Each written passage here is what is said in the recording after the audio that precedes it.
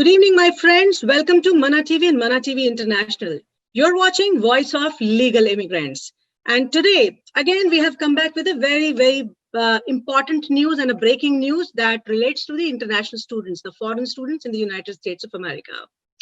Today, the news came where they said that the international students may have to leave USA if the university go for online only transition, the teaching basically. And that will have a major impact on thousands of international students here. The fate of these students and the future has many questions. To get those answers, we will have a discussion with our guest today.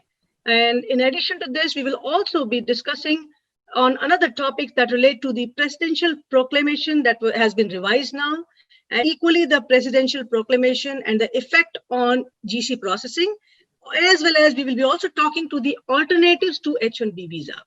With us today is our esteemed guest, Attorney Prashanthi Reddy, ESQ. Prashanthi, welcome to Voice of Legal Immigrants. Thank you, Jyotsna. It's great to be here. Absolutely great to see you again. And Prashanthi, just before I talk to my audience again, I would like to introduce you a little bit more. Prashanthi is an attorney who's presently an immigration counsel advisor to Indian Consulate in New York and is an immigration advisor for American Telugu Association. Ms. Reddy attended the University of Pennsylvania Law School and graduated in 1996. She did her LLM there. She is the member of American Immigration Lawyers Association and New York Bar Association. Ms. Reddy was voted as the top 100 lawyers by the National Advocates. She is amongst the top 100 immigration lawyers in the state of New York by American Society for Legal Advocates. She was also recognized by the American Institute of Legal Counsel as the 10 best immigration attorneys in New York. Ms. Prashanthi, today again is a very important day. Again, it relates to the fate of students now. With COVID coming into picture, entire life of these immigrants has got distorted, whether it is the H-1Bs, the other non-immigrant visas. Now it's about F1s, the OPTs. Please show some light on first of all, the breaking news today. We'll take from there. And my callers, please, you may call us live to ask your questions as well. Yes, Jyotsna. So yes, it's every day it's something or the other, right? It's never a dull day. So it's unfortunately it's not good news. It's just bad and badder. It gets worse and worse. But that's what we have to deal with now. But let's hope it is for a temporary period of time. That's our only hope. That the present government will not win the elections. So we'll have some good news on immigration. But I have no comments to make there. Let's see what happens, which government comes or not comes or stays there. But then something. So it's no longer about which party. It's only, since I'm an immigration attorney, I would, I just want, immigration to be fair and to be equitable, and it's not right now, and therefore I'm opposing it. That's it. It doesn't matter. Understood. It's often been Republicans who have introduced really good immigration reform. Sometimes it's been Democrats, sometimes been Republicans. So it's not about politics. It's about policy and who has better policy, pretty much. True. So with reference to this new bombshell that we have. It's now affecting students. It seems almost like the administration is finding ways and means to curtail immigration, using COVID as an excuse. And any way that they can, it seems that they're just kind of tightening the noose more and more. So presently, with reference to the students. In the beginning, I was very happy to hear that they could take online courses, and they made that, USCIS did make that concession where they allowed foreign students to take online courses. Just to backtrack a little bit, as per the F1 regulations, you have to do in-person courses, which makes sense because, your real classroom learning is, in person, even today. You can do one class, which is online, even as per the present regulations. Okay. And that online course, or 3 credits, so 3 credits worth of one online course out of the 12 courses that you're required to take in a year. to All right. maintain your, full F1 status. So that's what the present law says. And because of COVID and because students couldn't attend classes and everything became online, USCIS did make that concession, and they said that online courses is fine, and foreign students would not lose their F1 status if they took courses online. But unfortunately, I was thinking that they would just continue it for the end of the year if they've had the concession. It's logical to think that they would have the concession as long as the situation remains the same. And the situation is pretty much the same. It's still, we're going through the first wave of COVID. As per their own, CDC, their own organization, it's part of the government organization, which is recommending what we should do and shouldn't do. And the government is recommending that we should social distance and we should have not open schools and colleges as normal, but we should stagger attendance. That's what they're recommending. So I don't, it's kind of weird that the left hand doesn't know what the right hand is doing, or is not listening to what the right hand is doing, because one government entity is telling us to social distance, and that's common sense also. But in the meantime, and the other government entity is saying, if you don't open the universities, then we're going to shut you down. Pretty much, that's what they're saying. True. So right now, as per the present news brief that we've had from USCIS, it's not yet a regulation, but they're saying that they're going to publish a regulation, a temporary final regulation, which means a regulation which can be in effect immediately as soon as it's published, because there's no this kind of a temporary regulation. There's no comment period, and there's no period where it has to be published and commented upon.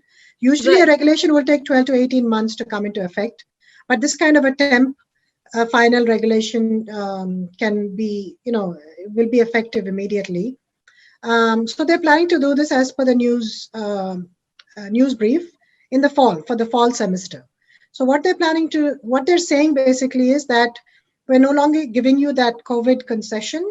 So you can no longer take all online courses like you've been doing in the summer and in the spring. In the fall, we expect universities to offer a combination of online courses and in-person courses. But unfortunately, the universities have already, I think, come up with plans to bring in not have all the students on university campus at the same time, but stagger it, and then they want only some students at one time, other students at other times, some classes online. And in fact, they're saying that because most of the classes are so big, so large, especially the core, the core subjects, that they have hundreds of students at a time, right, in any university. They can't really do those in person.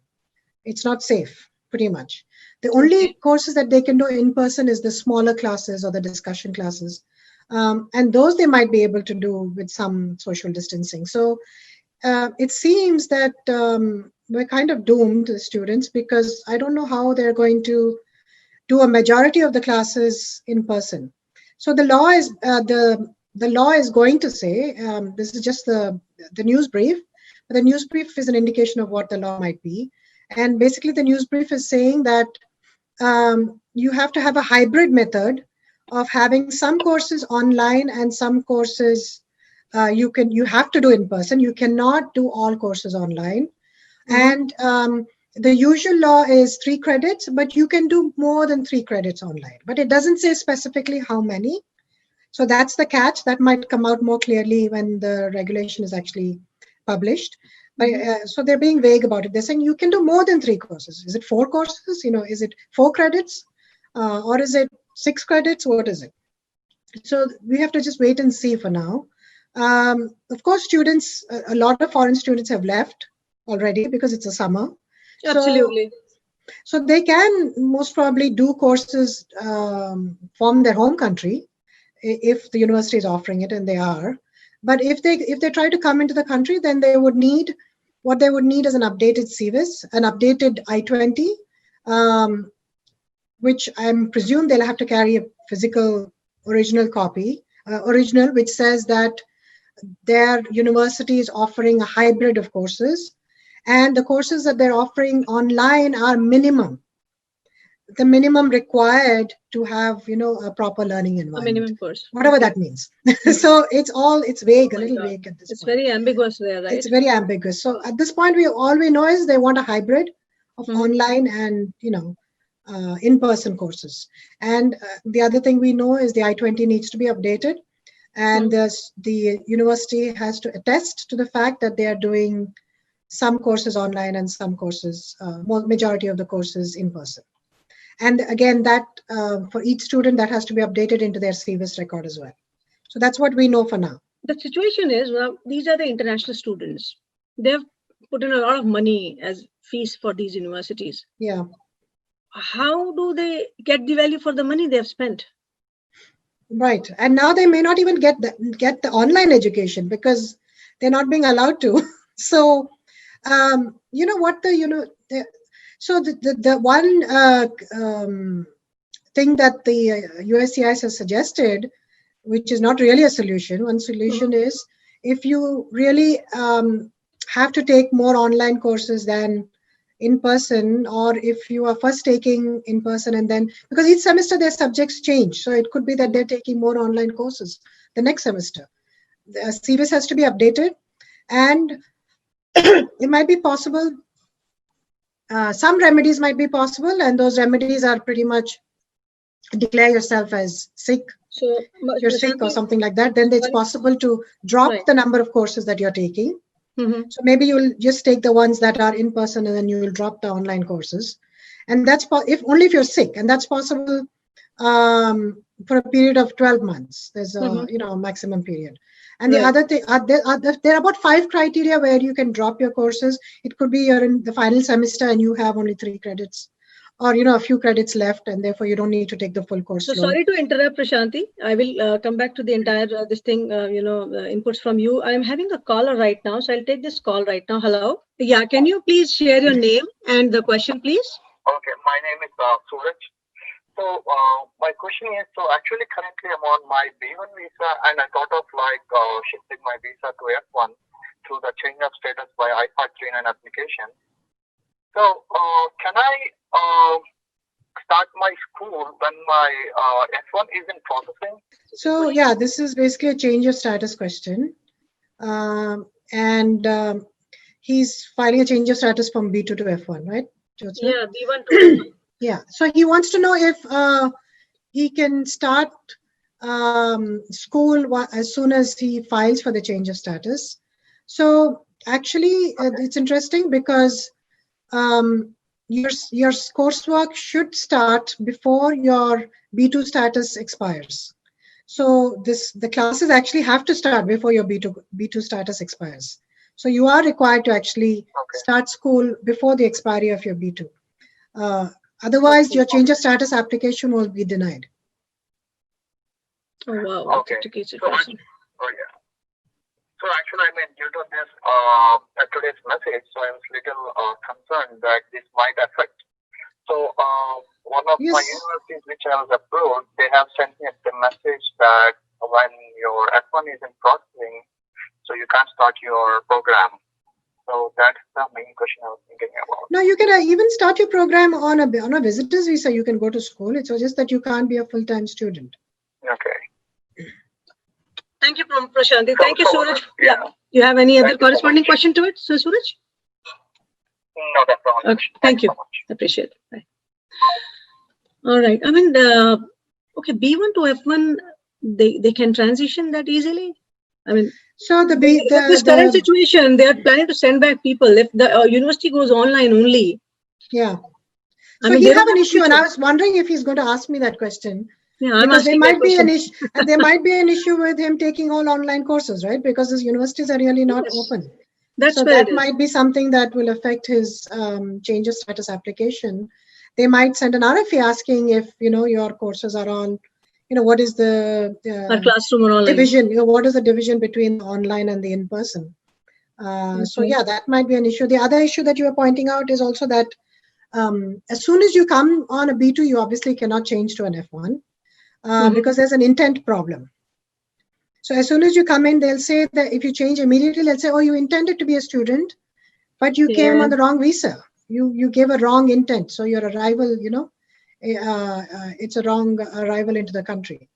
Right. So usually people wait. It's suggested to wait for 90 days on a B2 Right. before you actually file the change of status, so that intent issue can at least be resolved. Okay. So thank you, Prashanti, for that answer. And of course, I obstructed you while you were giving the final touch to the documentation and other things. So I was just talking about the remedies in this situation. If you cannot take as many in-person courses because of a situation beyond your control, what you need to do is request your university to decrease your credit load, decrease the courses that you're taking, and you need a special request, and it has to be approved by the university, and they have to enter it into your CVIS record, and then you'll be allowed to drop courses and take a lower course load.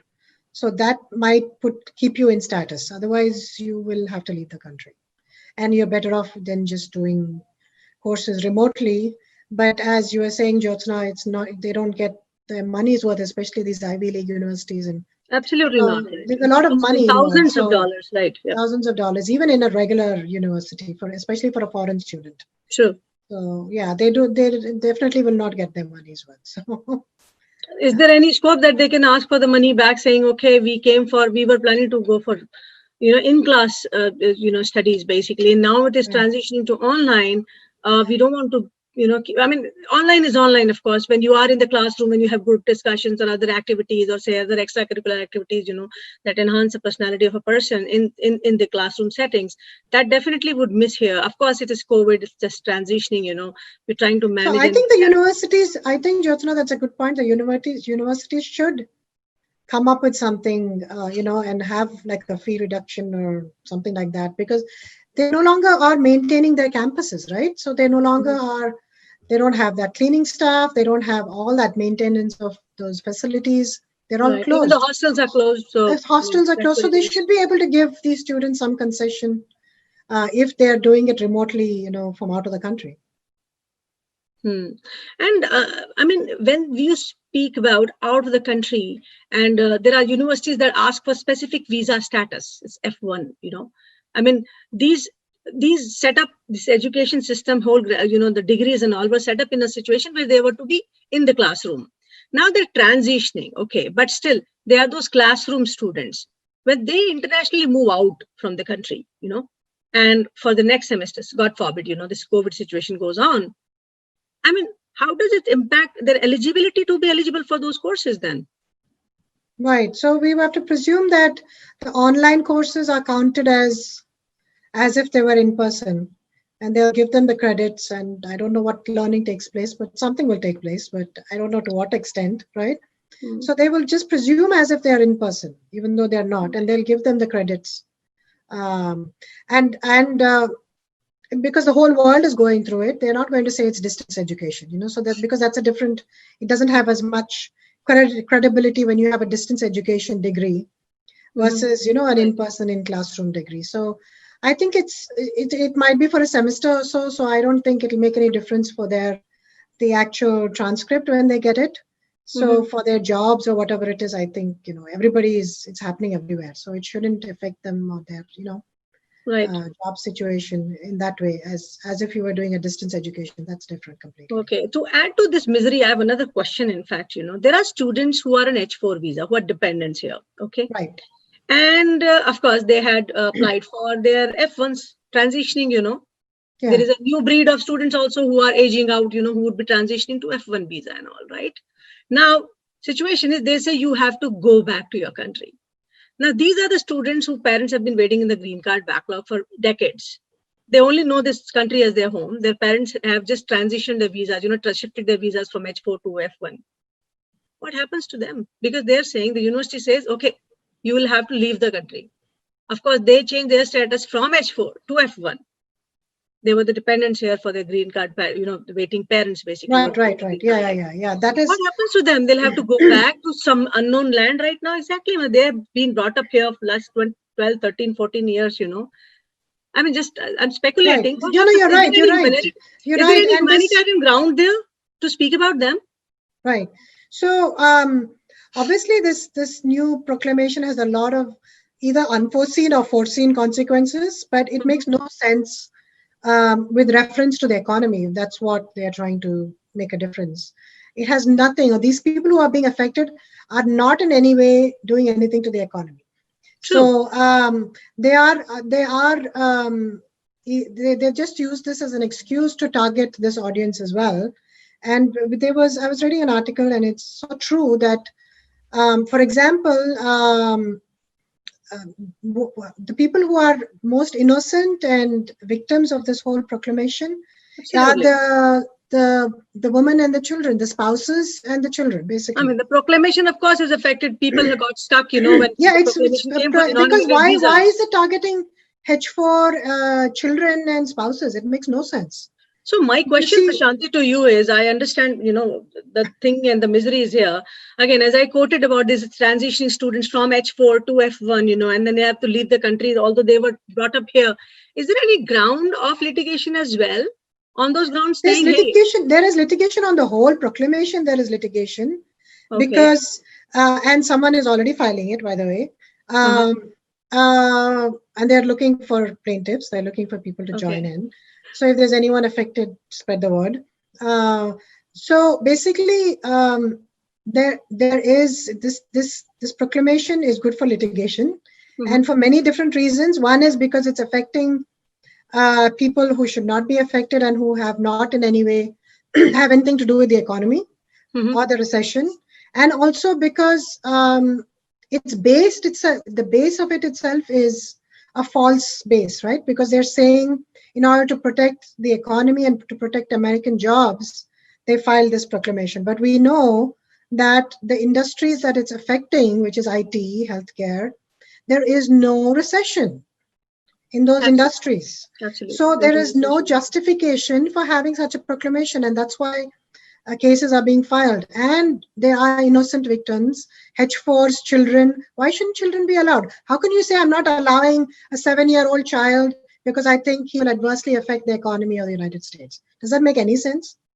Oh, and what about children who are born, were not born at that time and are born now, and they don't have a visa because they were not born, and the mother has just given birth. So a newborn baby makes a difference to the economy of the United States, because they're going to take away someone's job. It's just ridiculous. So basically, there's a litigation in place, and people, they're looking for plaintiffs. Correct. Yes. Well, yes. I have another show lined up for that specific litigation. Of course, I will come back with another attorney on that. I know it'll soon come.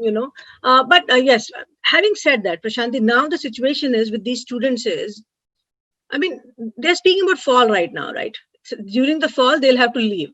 I mean, they'll have to leave this country for only 3-4 months and then come back. Now, coming back, it's a big problem, having the visa stamped. Now, entire things are under a situation where I don't know how long the embassies will take time to get the normal schedule of, stamping the visas in the consulates outside. Now, when these students go out, I mean, there is a bleak future for them to come back in. What is your take on that? Yeah. How do you know they can come back in 3 months? Because we're just presuming that. How do you know that the proclamation will be only until December 30th? It could last for another 4 years, because there is no time limit specified in the proclamation. So unless, of course, if the government gets its way, it'll last for another 4 years. Unless someone, multiple people, unless multiple people, file complaints and, file a lawsuit. Otherwise, there's no saying for how long it will continue. There's a possibility that it will continue the way things are going now. Definitely beyond the December 30th. That's not much I can say. This is till December 30th. Agreed. Right. This is the situation right now, but we don't know the future. With these students getting into, somebody might be in the 3rd semester. Somebody might be going to the 1st semester itself, I mean, where do they land? Where do they find their future now? Is it better to go out of this country and go study somewhere else then? To take their refunds back? No, I think America still has a bright future.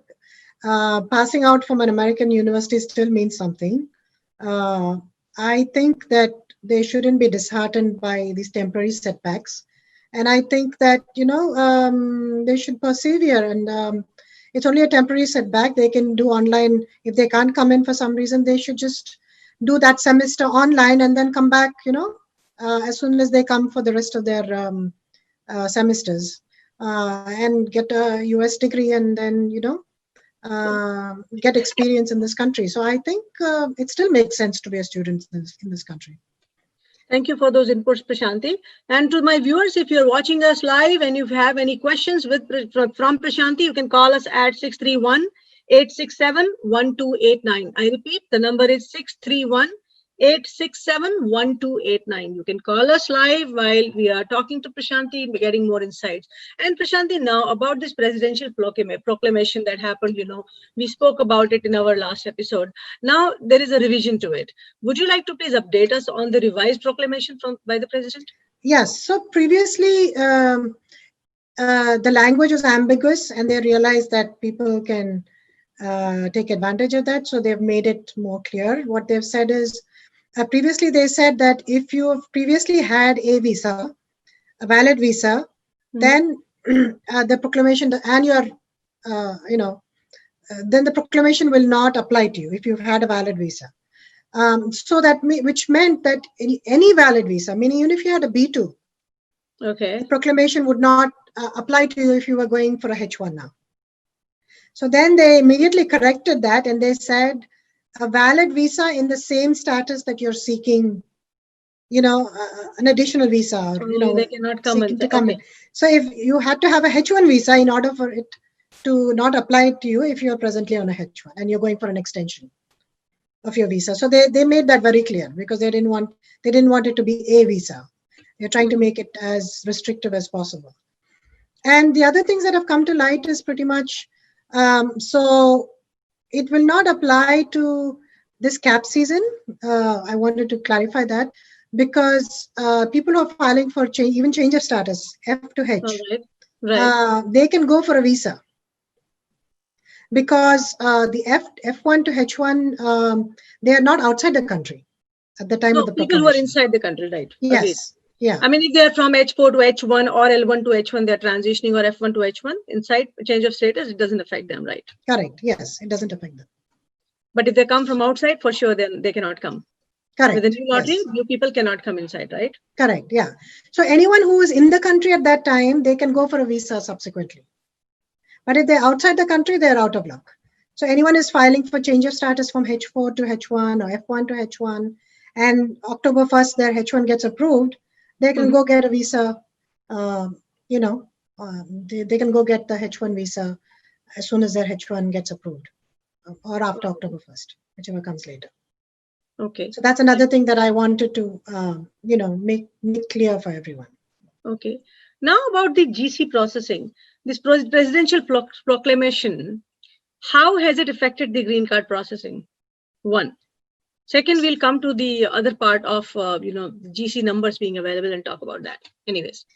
So in the proclamation, the president has directed the Department of Labor, Department of State to look into the green card processing and to see if this green card processing, the PERM processing, labor certification, how it's affecting the job market and how it's affecting jobs, if it's taking away jobs from US citizens. Right. So what that means is pretty much is that they want the labor certification process to be restarted for everyone who is not yet a permanent resident.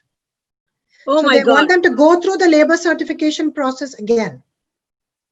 So for example, if you file your labor, you've applied for your I-140, you've even maybe applied for the 485, and the labor was filed 6 years ago, or 10 years, whatever. There have been people waiting for 10 years and longer as well.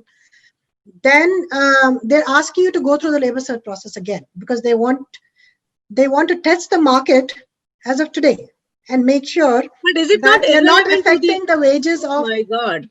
It's just ridiculous. So see, the point is when person applied for the green card 10 years back down the line, the person's designation, experience, and position was way lower than what it could have been today, as far as the salary being drawn or the position or the technical skills Right. being there. So it's more, obviously it's more difficult. And not just that, they'll obviously make the process more difficult.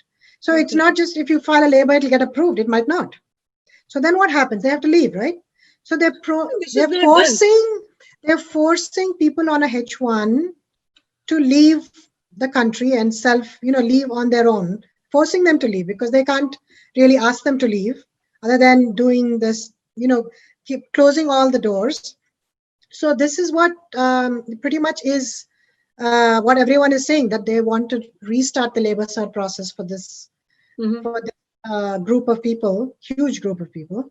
So that's the scary part. Is there any legal route to it? Sorry? Is there any legal route to it? So that people protest and say there are humanitarian grounds as well. People have invested. There's so many reasons why this would be unfair and unnecessary and capricious and arbitrary. Obviously some people are going to file lawsuits. People are expected to file lawsuits, and they are expected. Even with every single proclamation that comes out, there will be 10 lawsuits filed. So you can be assured of that. So there are lawsuits coming. I mean, the lawsuit season is on now, right? It is, yes. Yes, it has to be, because if people don't protect their rights, who else will, right? If businesses and people, they don't protect their employees, if people don't protect their rights. So the present lawsuit that I've heard of is it's actually constrained to or limited to Indian nationals. So they're taking up, forgot to mention that, they're taking up cases of Indian nationals who are stuck outside the country. And the reason they're doing this is because they're adding another facet to the lawsuit, and they're saying that it's discrimination. Because the people that they're discriminating against Indian nationals, because the people that are affected, a majority of them are Indian nationals. So the lawsuit, the proclamation is discriminatory because it's affecting a certain population more than other populations. So in addition to to there being no economic reasons, to the H4s being affected, to children being affected, to families being separated, they have this additional reason as well. So that's what they're planning to say in the lawsuit. Wow, amazing. I mean, there is a route to lawsuits, but how much is the duration for the lawsuits to become successful or not? I mean, how do we rely on lawsuits alone as well? I mean, my question is, when we file a lawsuit, it itself takes its due course of time, How much do we have to wait? Luckily, it's not, the judge can decide without it going into trial. There can be a summary motion, a summary judgment. And they just prima facie, they can decide that it's unconstitutional. So it may not take that long. It may be a few months. It's not that it'll take years together. So it will be timely. And this is the only option we have now to, to protect, the immigration system, is the courts. That's the only option we have. And there is okay, I have a caller right now. I'll take this caller first. Hello. Please share your name and ask the question. I'm the same caller who called before. Suraj, my name is Suraj. Yeah. So yeah, actually, thank you so much for the information from Ms. Prashanti Reddy. So that was very helpful. My B1 visa is like, I kept extending it for every 6 months for my clinical rotation. So that's the only way we can do our clinical rotations in the hospital. So I was planning to do a health informatics course, which is a Masters of Science STEM course. So yeah, so that's what I mean. I just want to make sure I was not on B1, so I was just extending the same B1 visa every 6 months through I-539. So I just want to know if I can change it to F1 by this B1 visa. Yes, I think we answered the question. We said, so basically you can file a change of status, but you have to wait. I think after you hung up, we were discussing it, but that you have to wait for 90 days before you can file the change of status. So that there is no intent problem. And of course, you have to show that there's a correlation between, what you're doing and the degree that you're taking, which it seems that there is. So yeah, you can file for the change of status application as long as you do it, after the required time. Okay, yeah. Thank you so much. Thanks, Suraj. I wish you all the best. I know. Yeah, thank you so much. A lot of worry there. Thank you so much. It was very helpful. You guys are sharing the information. So that's a very good thing. Thank you so much. I Everyone is appreciate in it. confusion right now. Yeah, thank you. Absolutely. Thank you. Thank you. Yeah, that is a tough situation, I mean, every student has a different story there. Now, different people, different students, and different situations altogether. Yeah, there are some students who have decided to remain in the country even through the summer because they were worried about leaving. Yeah. And they might be forced to leave now, so there's no purpose in them staying. Right, because I know. if their university is not offering in-person classes, then they have no So, Prashanti, nothing that they can do. Yeah. I have another caller right now. Sorry, I'm interrupting. Hello, please share your name and ask the question as well. Hey guys, this is Kanchana. I have a question regarding the I-20 that you guys were talking regarding the F1 visa. So I have a niece who goes to university. Have we lost your voice, Kanchana? Hello? Yeah, can you repeat? You have a niece who goes to? Yeah, she goes to Rutgers University and she is in New Jersey. So I just wanted to understand how difficult it is going to be, or what should be the actual formality. So what was her question? So she has a niece who is going to Rutgers University. What is her future now? Actually, how the course goes here? I mean, it's a hybrid level of teaching. Online and in person. Right, but right. I read somewhere that Rutgers University is going completely online. Most of it. Only even very Harvard, even there are a lot of big available. universities, right? Even a lot of big universities. So, I mean, so the news brief today did say that the universities have to be hybrid, meaning part online and part in person. But we don't know. Maybe when the regulation actually comes out, we will know what the division should be, or if they're just going to leave it vague. If they're going to leave it vague, then it should be okay as long as as long as they have both. And I'm presuming the majority of them should not be online.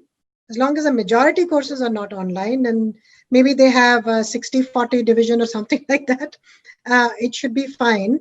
So it's difficult to say now exactly what extent should be online and what the hybrid model should be. But at least if they have a hybrid model, there's a chance that their university will be accepted for foreign students. So that's a start.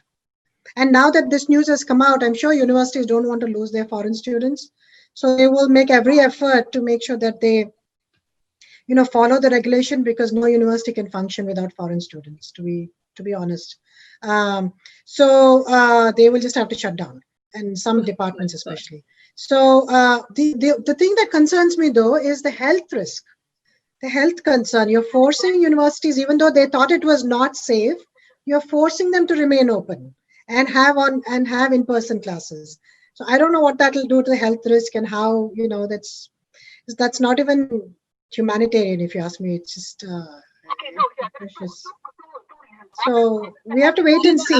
Prashanti, she's asking something else. Yes, Kanchana, please repeat what you said. So one is, it's not only the health concerns of students going to the college, because if they open like a hybrid, they have to go on some in-person classes, but it's also how could these kids even go back to India? Like there are not flights, and that's going to be a health risk for them as well, right?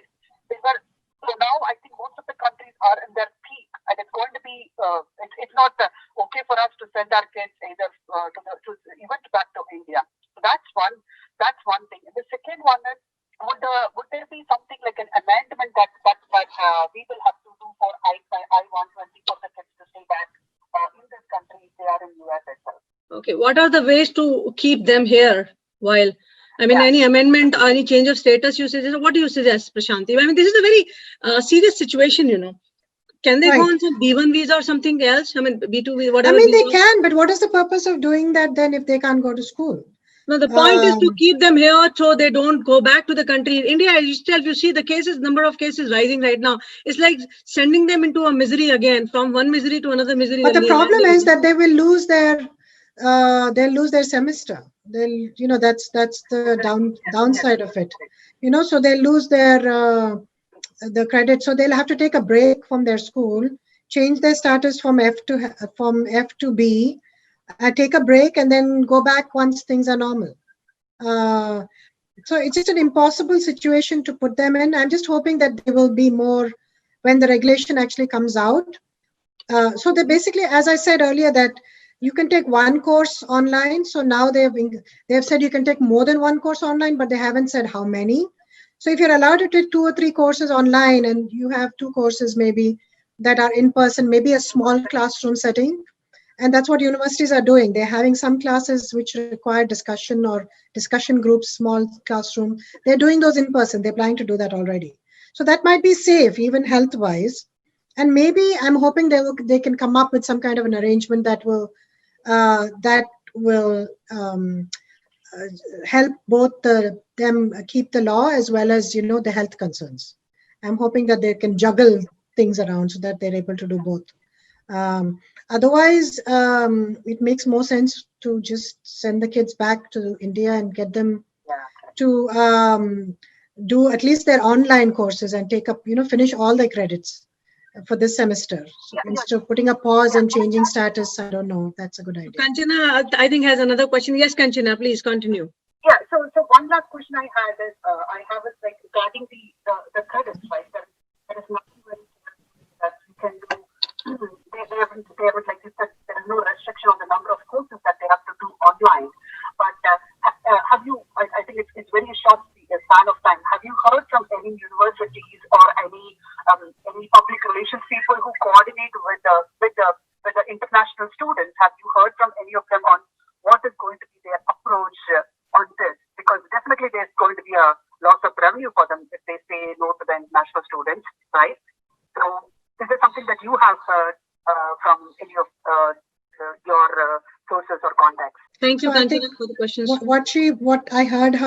Part of what I heard was that she was asking if we have any additional information on what the universities are going to do after this news has been published, right? Right, sure. Yeah.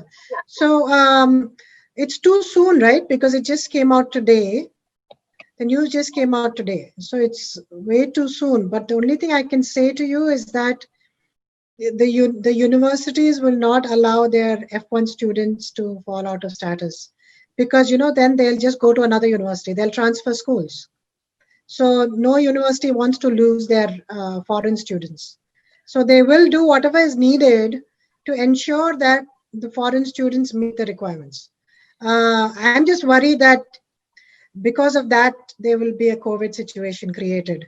I'm just worried about that. But, with reference to following the regulation, I think they will do what is needed. They will juggle things around. And I hope the regulation, when it comes out, also will be a little bit more reasonable and more defined as to how many courses can be online and how many courses offline, in person. Otherwise, I think, again, I'm saying it's better that they leave and do their full coursework online for this semester and then come back fresh, when things are better, and join university as usual, rather than changing to a B2. I mean, everybody's situation is different. I know that. But you change to a B2 here, then again you'll have to change to an F1. You'll have to readmit yourself in the university, get a fresh I-20. So it's not a simple process. You might not get admission when you readmit. How do you know there'll be seats available? Some of these universities are sought after universities. It's not easy to get admission. So these are things to think about anyway. But it's still too soon to tell. I think there'll be more clarification as the months go by. So they have not launched any effective date, right, Prashanti? There's no effective date as of now? No effective date. They said that the regulation will be published soon, or maybe it'll be published somewhere near the fall, around the fall period. And it'll be effective immediately. Okay. Thank you so much, Kanchana. I hope your queries were answered. Thanks, Prashanti. Appreciate it. Thank you. You're welcome. Thank you. Well, concerned people, parents, guardians, that's how they come with dreams here. They have relatives or they just are alone here. I mean, these kids are, it's just too young to understand the whole situation. And a lot of them are undergrads. We Absolutely. forget it's not just master's degrees, it's undergrads a lot. There's a trend for the undergrad population to come now, and there's a lot of undergrads. So they're all 18, 19, not adults even, and they've been put in this situation in this foreign country where they're obviously their parents are not with them, so they have to fend for themselves, or with the help of family and friends. But it's still there's a lot going on for them at this point of time. Extremely sorry, state, basically. I don't know. I mean, what kind of rhetoric? It's just university students bring in money here. Even what was the fault, even if they get to stay here in the country? I mean, what would they do? They will spend money here still. They will still get funded by their parents, rather, of back home. They will send money for them. If the OPTs and CPTs are anyways not working, in the sense the market is closed, people are not able to go to jobs as such. I mean, this segment of students doesn't get much jobs, exactly, because they used to work in restaurants, in some retail stores, some other places. Everything is closed. So even if they get to stay here, it's not that they're trying to bring any economic losses anywhere. Yeah, I mean, most of these students are just going to school, right? So they're, and they're paying a hefty amount of money. So they're actually bringing money into the country, right? And then they're spending money as well, because they need a place to stay. Obviously, their entertainment, their food. So it's a huge population. I forget what the number was. I think some 1 million something. It's a huge population of people, of students, foreign students that are there. And they're whole university towns, right? That thrive on students, and majority of them being foreign students. So everyone, their pizza shops are going to close, their restaurants are going to close. It affects everybody and everything, So you just have to, if you don't know that immigrants bring wealth into the country, then you are losing out on progress and that wealth that can that has helped America for so many generations now. Thank you, Prashanti, for those inputs. Now, I was also, wanting to talk about these people, who are waiting for the green cards, of course. Now, with this proclamation coming into picture, the green card processing not taking place for certain family-based visas and all, right, green cards. Now, there are certain visa numbers available. Any prospect that these family-based numbers or other numbers they will be going to employment-based category? Well, it's possible if they want it. I don't think it even needs to pass in Congress. I think they can use in the past, many years ago, they've used unused visa numbers from previous years, and then they stopped doing it. So I think they can do it just via regulation, and they don't really need the Congress to approve it. So it's possible, but there has to be a will, right, Jyotsna? They're talking about kicking out people who are already here from so many years on non-immigrant visas. There doesn't seem to be any hope really for permanent residents, becoming, whatever, for people becoming permanent people who applied for green card becoming permanent residents. Becoming permanent residents, because, the first is the students and then the H1s. They're the who are looked into first, and then it comes to green card.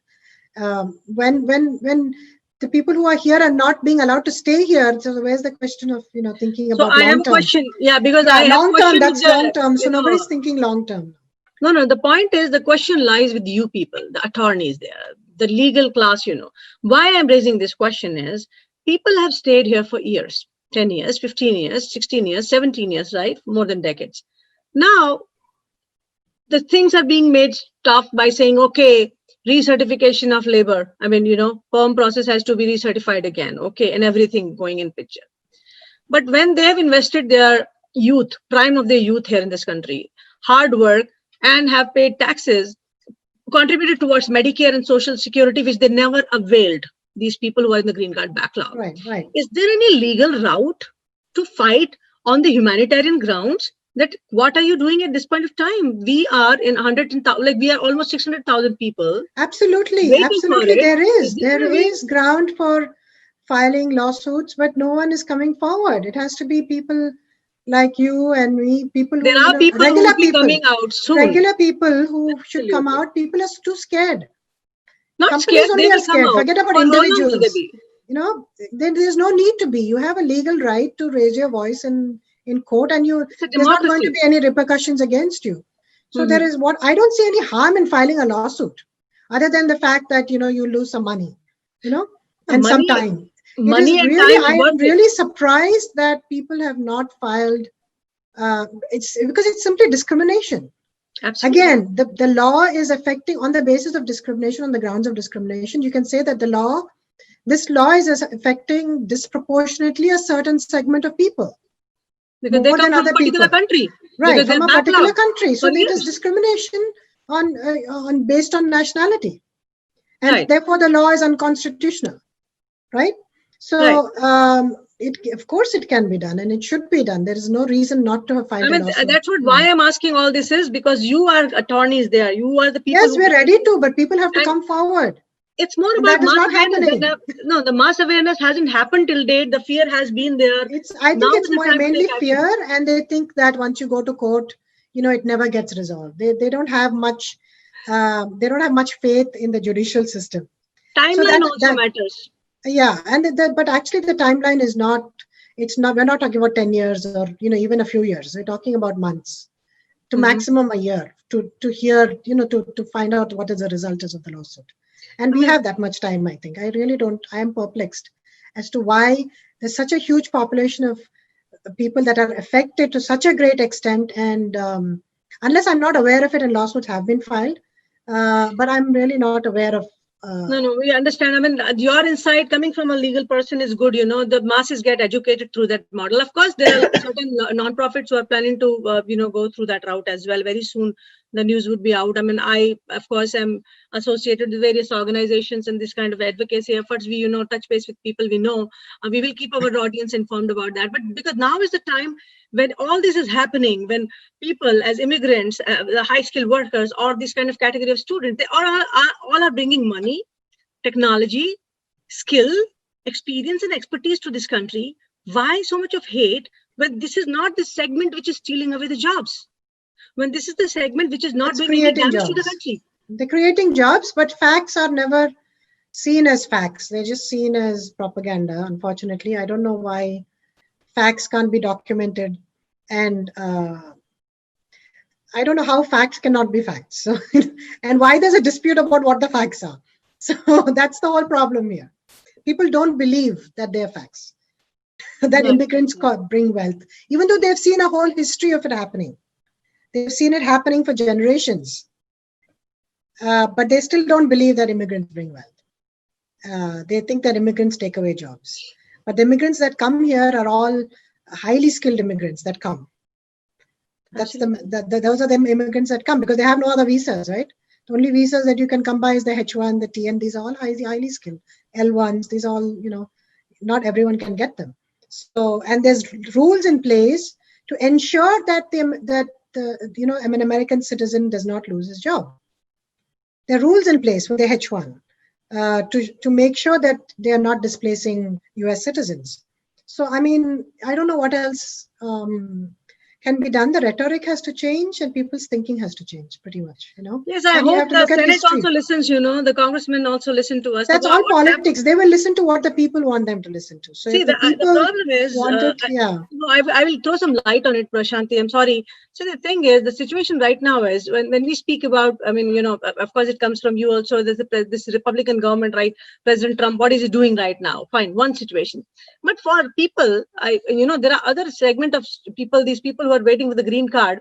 There is one senator who's holding back the entire bill. Senator Dick Durbin, he's a Democrat from Illinois, state of Illinois, is keeping a hold on Bill S386, which would have eased all their lives, and would have given a stability to these people to pursue their profession, change their employers, do businesses, invest in this country more, and make this country more prosperous. Just now, we really don't know whether it is Republicans or Democrats who are going to support us. Now, in this situation, people are inching towards attorneys, the legal organizations, to understand what is the way out.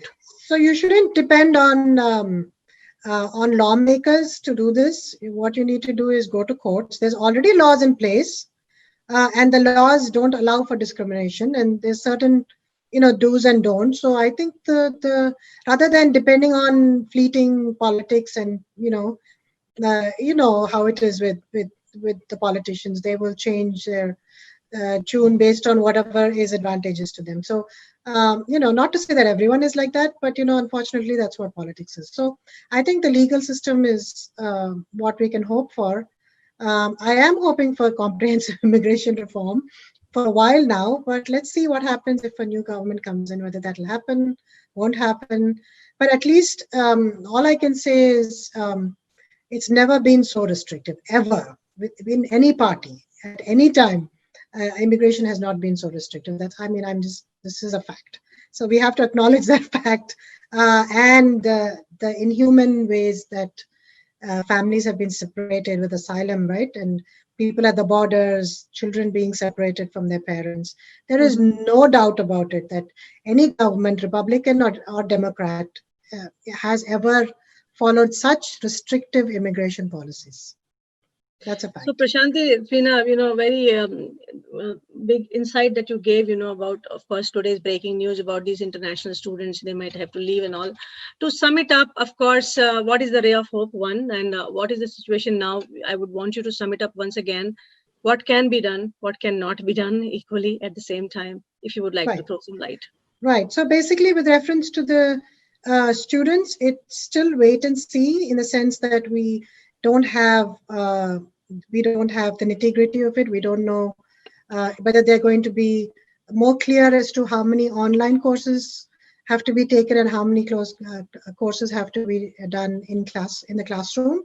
If they don't define it even in the regulation, then that might be good for us, because we can interpret it in a way that is favorable to us, because it's not defined. So that's one thing. Second thing is, the good news in a way is that foreign students make up a huge population of the student body, and no university can function without foreign students. So they will do something about it. Either in the form of a lawsuit, you can expect that. The universities have, as you know, they have a lot of bargaining power, and they have a lot of money. So you can expect universities will jump and file lawsuits immediately. And third is, you can expect that also they will try to adhere to the policy by changing their juggling around their classes so that foreign students are not affected. You can, of course, then we have to worry about the infection spreading, and that's not an immigration issue, but it's a health concern, but it's just as important or even more important than immigration is. So I think as of now, let's just wait and see until further, we get further insights. There's still no need to panic, I think, because there is many ways around this and solutions to this issue. Thank you so much, Prashanti. It was a day where, of course, again, a lot of fear, a lot of uncertainty, a lot of tension that comes in the mind of people, and we have to, again, educate our masses, our people, give them the right, knowledge. And knowledge is power, so that they are not in panic mode.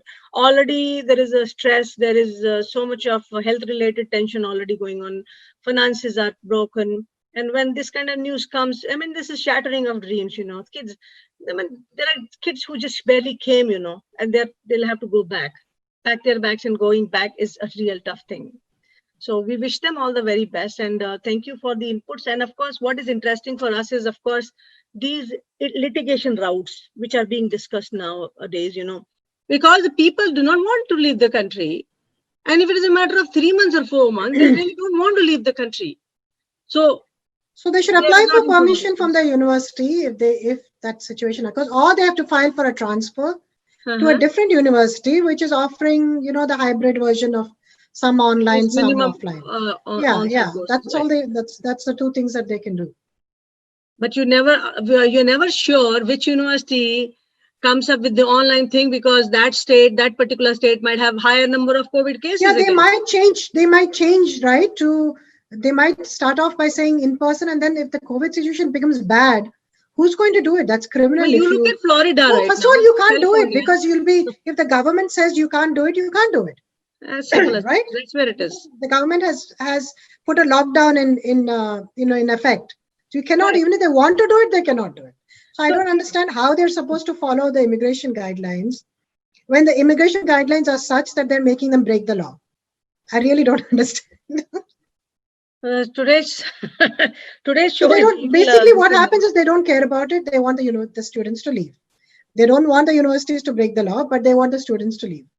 That's what they want.